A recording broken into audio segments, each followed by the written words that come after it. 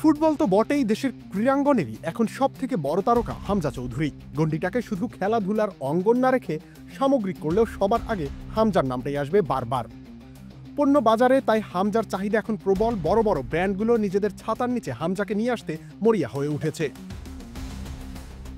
এরই মধ্যে mobile phone সেবাদাতা প্রতিষ্ঠান রবি আর্থিক সংস্থা বিকাশের পণ্যদূত হয়েছেন। জানা গেছে দুই পক্ষের সাথেই হামজার বাৎসরিক ৫ কোটি টাকার চুক্তি হয়েছে।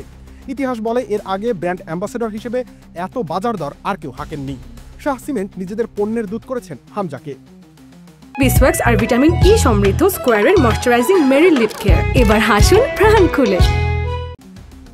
কাছাকাছি এর আগে যেতে পেরেছিলেন সাকিব আল হাসান। বাংলালিংক, গ্রামীণফোন, স্কয়ার কিংবা এসিআই মোটরসের মতো প্রতিষ্ঠানগুলোর সাথে তিনি ক্যারিয়ার জুড়ে ২ কোটি থেকে ৩০ লাখ টাকার বাৎসরিক চুক্তি করেছেন। সাকিব তার ১৬-১৭ বছরের ক্যারিয়ারেও যা পারেননি, হামজা সেটা জাতীয় দলে ১ বছরেরও কম সময় থেকেই পেয়ে যাচ্ছেন। এখানেই চোখ কপালে উঠেছে। ফুটবলের ম্যাজিকটাই এখানে। আর হামজা যেখান থেকে এসেছেন সেখানকার বিজ্ঞাপনী বাজারের সাথে তুলনা করলে এই সংখ্যাটা আসলে খুবই ছোট। হামজা ইংলিশ প্রিমিয়ার লিগের ফুটবলার, লিস্টার সিটি ক্লাবের অধিনায়ক তিনি। বাংলাদেশ ফুটবল তো বটেই, সম্ভবত এই সময় দক্ষিণ এশিয়াতেও তার মানের কোনো ফুটবলার নেই। বাংলাদেশের ব্র্যান্ডগুলোর জন্য হামজা তাই এখন হটকেক।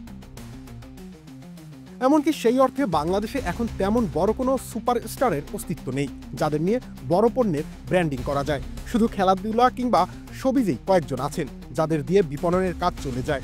সেখানে হামজার আবির্ভাব নতুন এক যুগান্তেরই সূচনা করেছে।